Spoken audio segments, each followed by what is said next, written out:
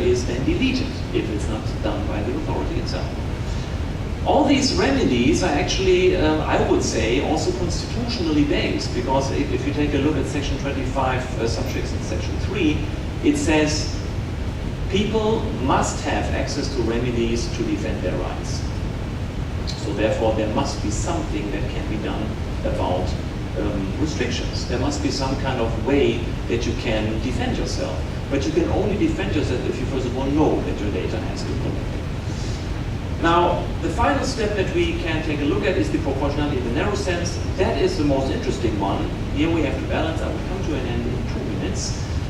Proportionality in the narrow sense means we now have to balance the public interests and the impact on the privacy rights in this case. And there we can make the general statement, the more important the public interest is, the more will be allowed. That is very clear. So if a measure wants to protect national security, then the measure may be more intrusive. That will be the result. So if you want to protect a very substantial interest, if the state wants to do that, or wants to investigate a very serious crime, then the state will usually be allowed to do more. If the state only wants to protect a certain interest that we cannot consider that material, that you would say substantial, then the state will be not allowed to do that much. And if the state wants to, for example, investigate petty crimes, so small crimes, some kind of fraud or theft or something, then the state should be allowed to do less, should not be allowed to go that deep.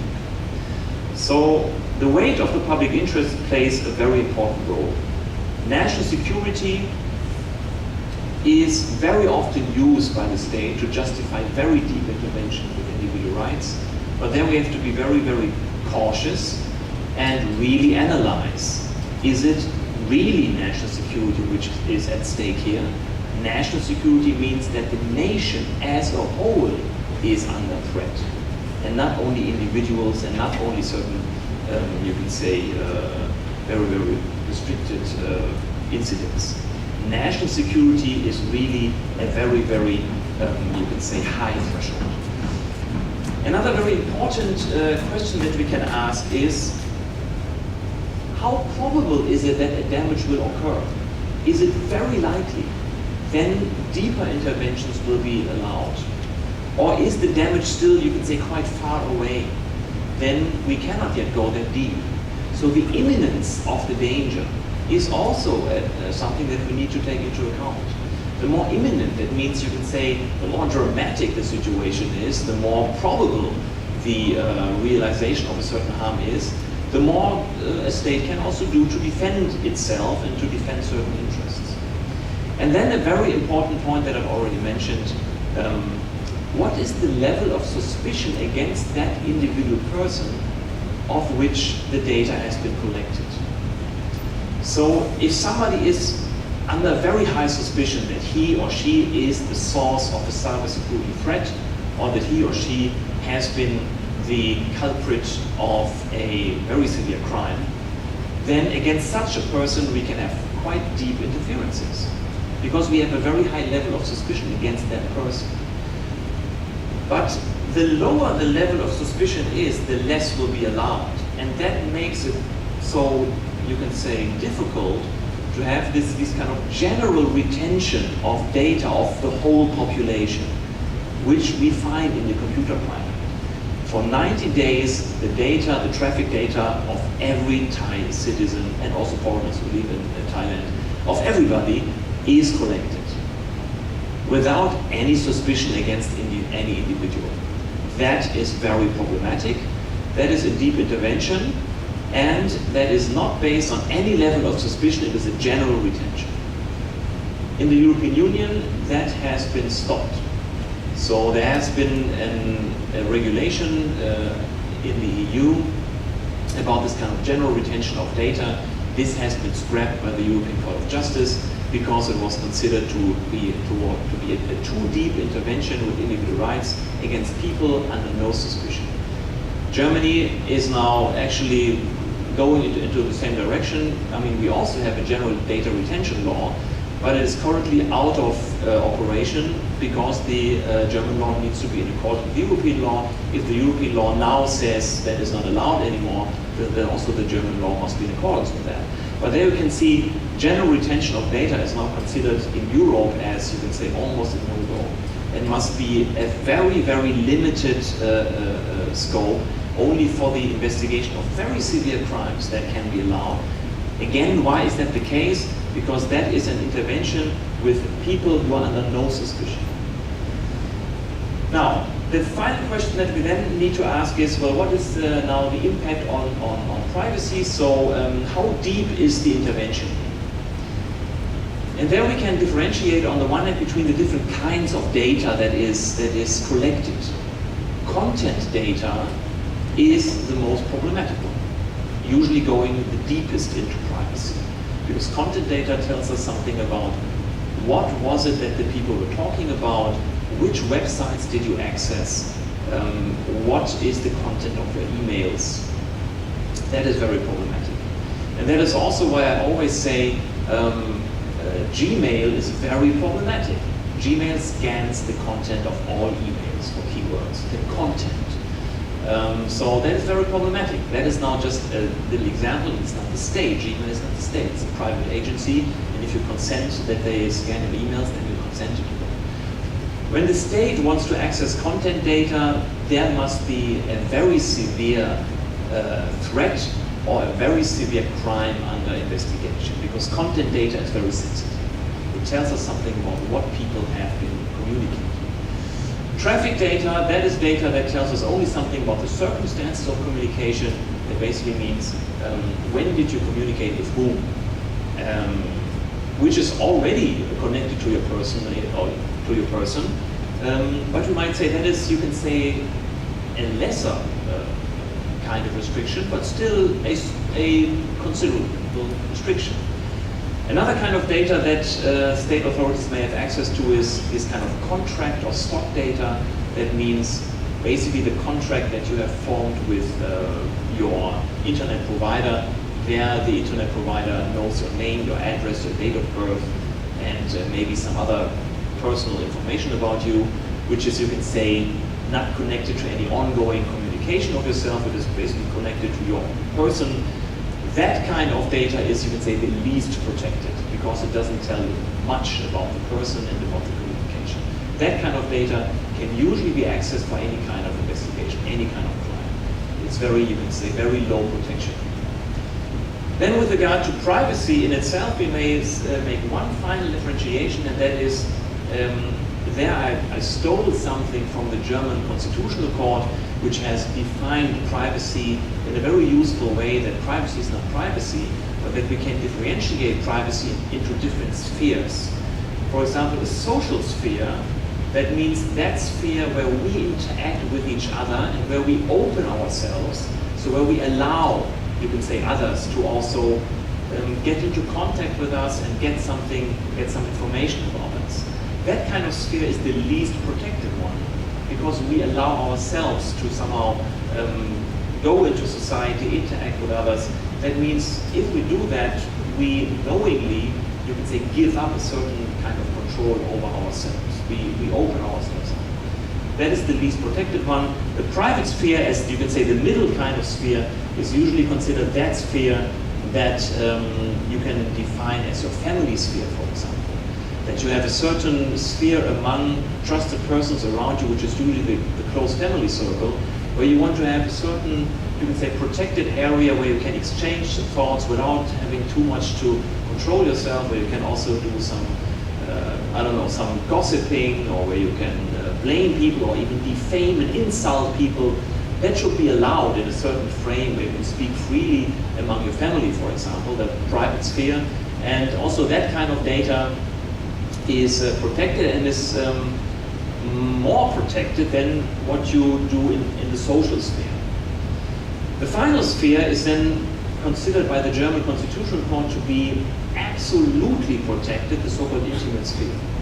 The intimate sphere is considered that sphere that is so deeply personal that nobody under no circumstances shall have access to that. That is, for example, connected to, for example, your sexually intimate sphere, but that is also connected, for example, to diaries.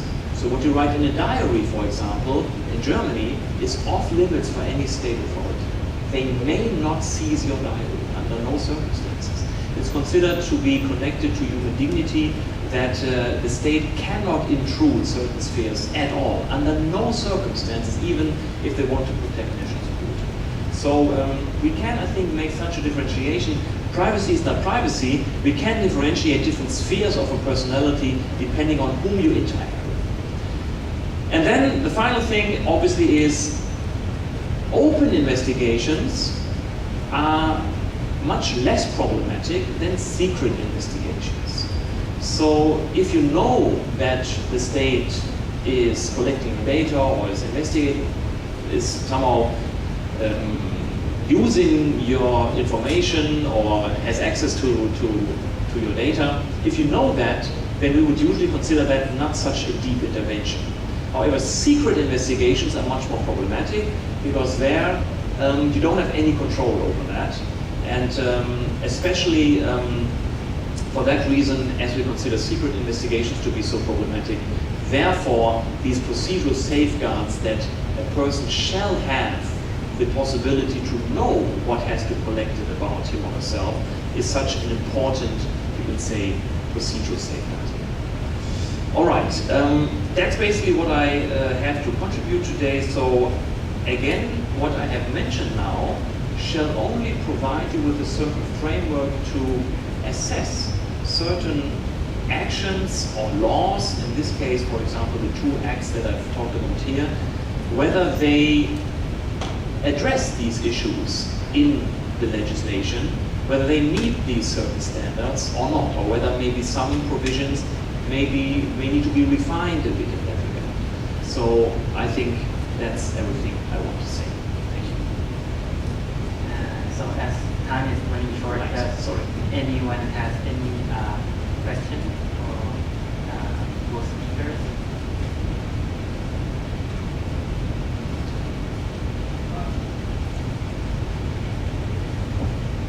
I want to ask in regards to the international corporation, the international sphere of cybersecurity. Should cybersecurity be more representative in the international sphere because of the way the internet is constructed, transborder problems in that regard? And then should that be a framework for domestic cybersecurity measures to follow?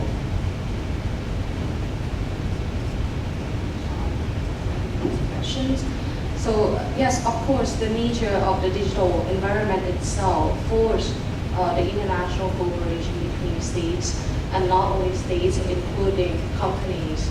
As we heard from the first speaker, that actually companies, they need to deal with each other across border in order to deal in this cyber sphere. But then the problem with that, in each society we have different values and preference, and the different approach about regulatory, about regulations. As obvious as we see, the security requirements in US, if you compare to EU, is quite different. The EU is more state-led approach, but in the US, the market competition leads the way to go. So rather than forcing each company to follow substantial rules, so the government plays role as monitoring some flaws and pick each some problematic or potentially dangerous practice of company to investigate.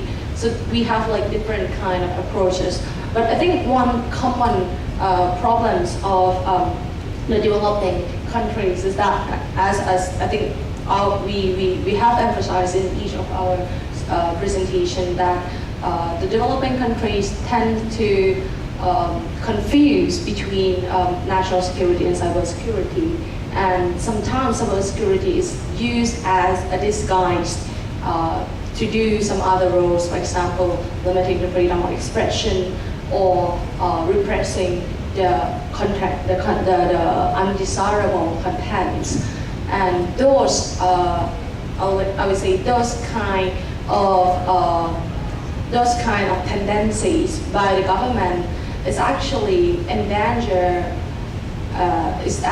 endangering the security system as a whole, and that also affect the privacy protection in the same way. And if we talk about privacy, we have the problem of cross-border data protection or the data transfer. And if one security system is compromised because the government is using the cybersecurity law policy as a tool to other roles, and in consequence compromising their own system because of that policies, that will also affect the potentials or the capacity of data transfer across border as well. So that is some kind of how these issues interrelated to each other, and that's why the international cooperation both on cybersecurity and privacy data protection can play roles in enhancing or encouraging these developing countries to go in the right direction for cybersecurity. Yeah, sure. So, well, I think it is very useful to have international cooperation here.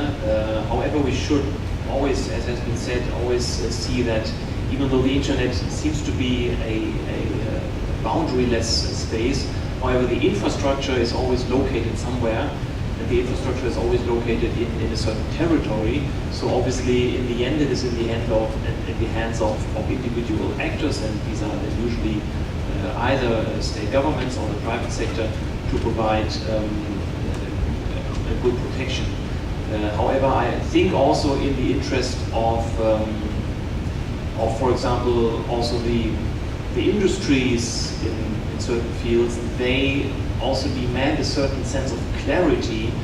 What are we required to do in terms of cybersecurity? So for them, it would be very helpful to have international standards, that they don't always have to take a look at what are the standards of that and that and that country, what do we have to provide here. So it makes very much sense to have international standards. In the EU, that is, you can say, one regional approach where you would have such a standard for a number of countries, but obviously I think that makes sense to have that international. I would like to add on Lassen's mentioned EU system. I think one of the drive that made EU come to this deep international cooperation about the cybersecurity policy and privacy policy, because EU aimed to be a single digital market. Because of these economic benefits that will happen to all of European countries, EU tried to achieve as much as possible the same level of protection, same level of requirements for any kind of the industry that play roles in EU, not only the European nationals, but including the American and other nationalities of corporates as well. And that, when combined with the idea of individual rights as the center of European legal system, they can come to the international cooperation of cybersecurity and privacy in the way that enhance individual rights, at the same time also enhancing the digital economy as well. Yeah, so that is true. So I think the EU is a very, you would say, unique example, because it is a group of countries which are in a very similar situation economically, but also with regard to the legal systems. All of them more or less placed individual rights at a very, let's say, important position, and that means that it's rather easy to find a consensus, even though it's still difficult enough. But actually, I just wanted to take the opportunity also to mention one point Ajahn Ying has also mentioned about the consent that people are always requested to give when they use websites or applications, and that you very often consent also to the use of data, and also that this data is maybe then given to third parties also. And there the EU is currently drafting a new e-privacy regulation, which is just about to be, you can say, discussed. It's very, very new. And in that regulation, it's quite interesting, which will be a new feature of this kind of regulation. It says in its draft Article 9, end users who have consented to the processing of electronic communications data shall be given the possibility to withdraw their consent at any time, and they shall even be reminded of this possibility at periodic intervals of 6 months as long as the processing continues. So basically in the future, every 6 months, Facebook would have to send us a message, you can withdraw your consent from us processing your data, which is quite interesting. So in the future, it must be possible that you can withdraw your consent. The problem is then what happens? Does that then basically mean Facebook says, okay, if you withdraw your consent, then basically you must delete our application, you cannot use our service anymore. I don't know what the consequence of that means. This is a very tough regulation. I think as this is still the draft, this will be watered down. Very, very sure the industry will try to get around that. But you can see the idea is there that there should be, let's say, constant information for the customers that they are able to withdraw their consent. Quite interesting.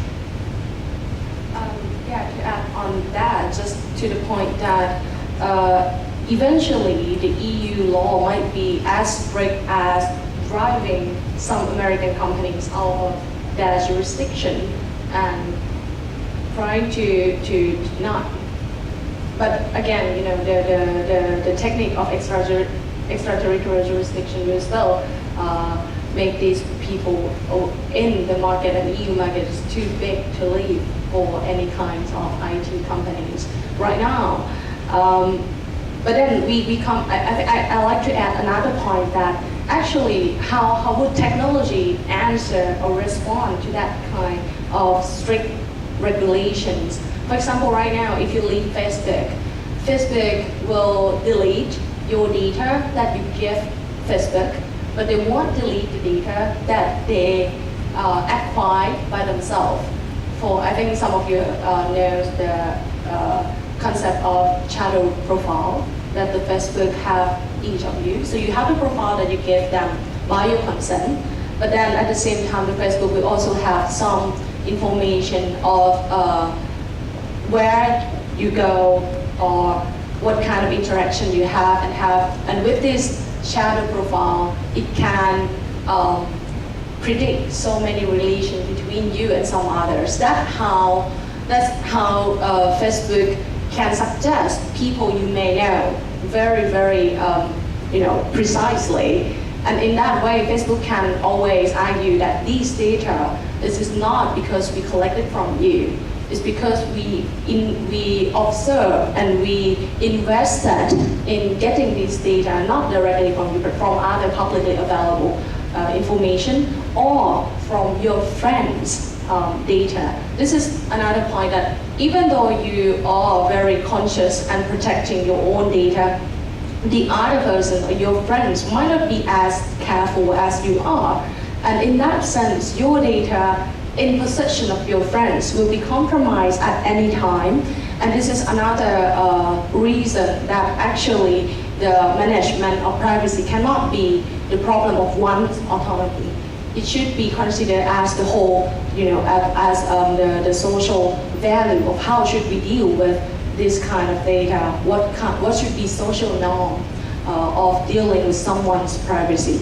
And just last thing that I show this slides to you to let you know that these are some practices of, I would say, bad cybersecurity policy and law that actually undermining cybersecurity, even though it has the name of cybersecurity law, like those laws that aim to protect national security rather than individual rights, or those laws that trying to stop the research of encryption or the research of security, or even those laws that punish too much the companies of reporting the data breach. So actually no companies will let the government know about the information of data breach or the compromising of the cybersecurity in that system. So these are some laws that is assessed and are assessed as undermining cybersecurity, and I would like you to use them as an examples when you assess our draft of cybersecurity law. Should we accept those drafts as the way we deal with cybersecurity? Would there be some unintended effects as we have seen in other countries' law, as I have shown here? Ladies and gentlemen, finally we come to the end of the seminar. On behalf of the Faculty of Law, Thailand University, we would like to say thank you to Mr. Seo Kyung, อาจารย์ทิติรัตน์ทิพย์สัมฤทธิ์กุล and Dr. Lakser Schutz for the rich and profound discussion on cybersecurity and privacy of citizens in Thailand, and also to the audience for active participation. Hopefully the presentation will be beneficial for everyone. Thank you for your attention.